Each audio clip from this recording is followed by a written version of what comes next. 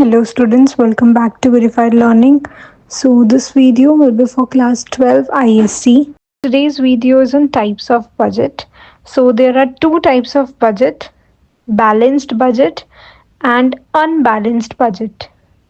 Now let's do the balanced budget. What is a balanced budget?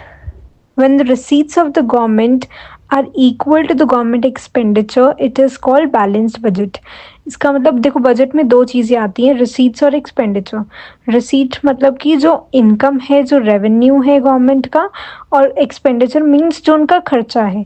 जैसे हम अपना budget create करते हैं तो हम उसमें अपनी इनकम और अपना एक्सपेंस देखते हैं कि हमने इतनी इनकम में से कितना खर्चा करना है.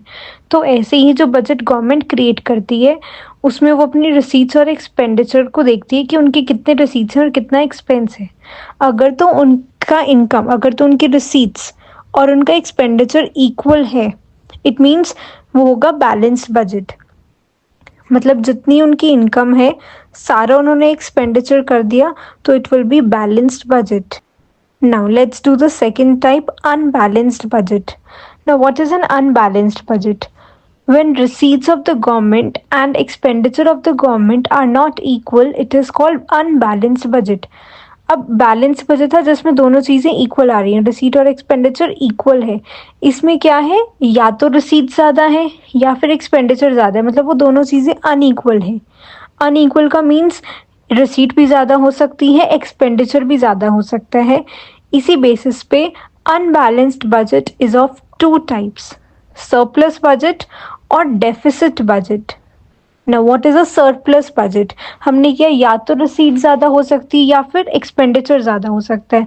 तो अगर तो रिसीट्स ज़्यादा है, मतलब उनकी इनकम ज़्यादा है, तो होगा surplus budget. It is the budget in which government receipts are more than the government expenditure. उनकी रिसीट्स ज़्यादा है उनके एक्सपेंडिचर से गवर्नमेंट की, तो it will be surplus budget. The second one is deficit budget. Unbalanced budget का second type. It is the budget in which government expenditure are more than government receipts. अब इसमें क्या है, एक्सपेंडिचर ज़्यादा है, इट मीन्स गवर्नमेंट खर्चा ज़्यादा कर रही है दैन उनकी इनकम. वो जितना रेवेन्यू, जितनी वो रिसीट्स अर्न कर रहे हैं उससे ज़्यादा उनका खर्चा है, उससे ज़्यादा उनका एक्सपेंस है. तो अब जो डेफिसिट बजट है, it is further of three types: revenue deficit, fiscal deficit and primary deficit. तो रेवेन्यू डेफिसिट क्या है? It refers to the excess of revenue expenditure over revenue receipts during the given fiscal year. Revenue deficit is concern with only revenue expenditure and revenue receipts. तो revenue deficit क्या है? Deficit का मतलब कि expenditure तो ज़्यादा ही होगा. अब क्योंकि ये रेवेन्यू डेफिसिट है तो इसमें सिर्फ रेवेन्यू रिसीट्स और रेवेन्यू एक्सपेंडिचर आएगा. तो इसमें रेवेन्यू एक्सपेंडिचर ज़्यादा होगा, रेवेन्यू रिसीट्स कम होंगी.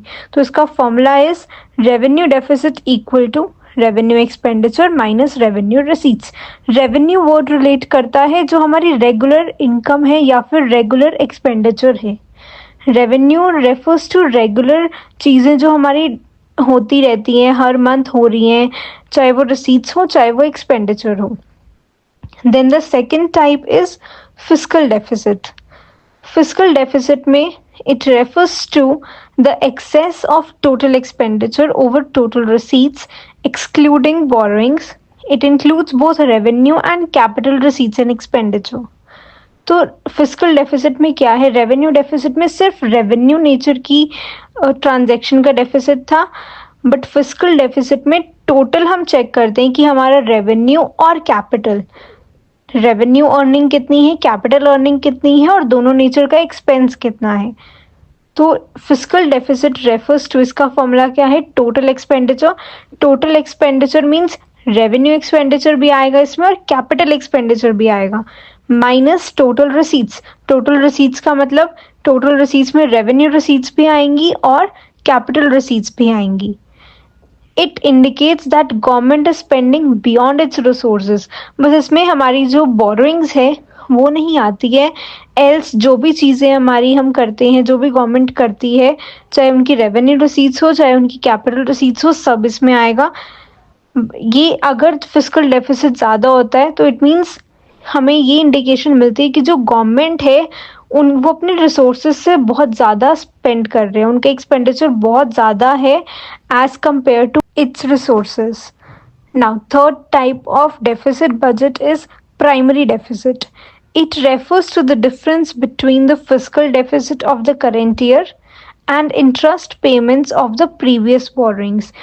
Which means हमने पहले fiscal deficit किया. Fiscal deficit क्या है? हमारा total expenditure minus total receipts. हमारे करंट ईयर का फिजिकल डेफिसिट, इट मीन्स 25-26 का फिजिकल डेफिसिट माइनस जो प्रीवियस बोरोइंग्स है, जो हमने पहले ही बोरोइंग्स ली हुई थी, क्योंकि फिजिकल डेफिसिट में हम बोरोइंग्स को इंक्लूड नहीं करते हैं, फिजिकल डेफिसिट में बोरोइंग्स नहीं आती हैं. तो प्राइमरी डेफिसिट में हम क्या करते हैं, जो भी हमारा फिजिकल डेफिसिट है करंट ईयर का, उसमें से हम हमारी इंटरेस्ट पेमेंट्स को, जो भी हमने पहले से बोरोइंग्स ली हुई हैं, जो भी हमारे लोन्स हैं, जिनकी भी हमने इंटरेस्ट पे करने हैं, उन इंटरेस्ट को हम इसमें से फिजिकल डेफिसिट में से माइनस कर देते हैं, तो हमें प्राइमरी डेफिसिट मिल जाता है. सो प्राइमरी डेफिसिट क्या है? फिजिकल डेफिसिट करेंट ईयर का माइनस जो भी हमारी प्रीवियस ईयर की बोरोइंग्स हैं वो इसमें से सब्ट्रैक्ट हो जाएंगी, then you will get the primary deficit. So this was about the types of budget and further subtypes of deficit budget. Hope you have understood through this video. Do like, comment and share. Thanks for watching.